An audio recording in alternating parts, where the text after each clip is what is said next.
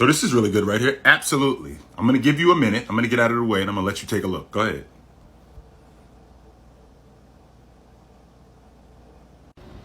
So when we get to this time of year, especially when a guy was phenomenal on his way to the NBA championship, we start to talk about him differently, right? We start to talk about him like we talk about the all-time greats. But the mistake that we make is we forget about the all-time greats.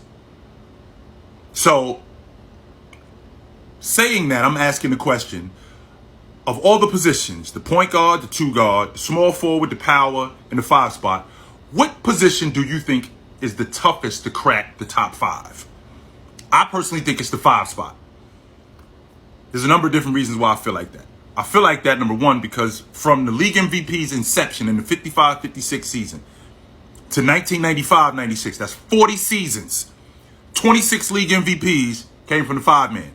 Not sure how your math worked. That's 2 out of every 3 guys winning the league MVP was the 5-man.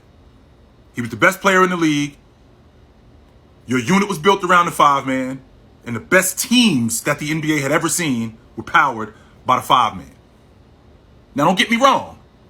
This guy right here, fantastic. Absolutely phenomenal. But what we have a tendency to do is forget about certain guys. How about like this guy, for example? I can start the conversation with David Robinson was not a freak athlete. He was a super freak athlete with a money mid-range game. Ran like a deer. He was put together like a Spartan. He looked like a Greek statue. This guy was incredible in terms of his stature. But that wasn't it, though.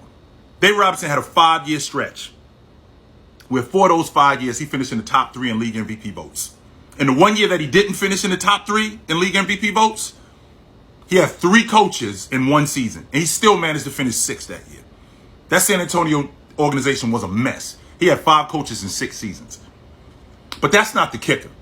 The kicker for me is that on the other side of the basketball, he had a 5-year stretch where he didn't finish any lower than 4th in Defensive Player of the Year, including 3 straight seasons where he finished 1st or 2nd. He had a 5-year stretch where he went 26-12 and 4 blocks. Hurt his back in 1997. He was never the same after that. I won't talk about guys like this dude right here who had a 4-year stretch where he averaged 20 and 20 in the playoffs. And I won't talk about this guy right here who they basically changed the rules for him. Him too, but that's neither here nor there. The question that I have for you today is, of all the positions, the 1, the 2, the 3, the 4, and the 5, what position do you think is the toughest to crack the top 5? I'm all ears.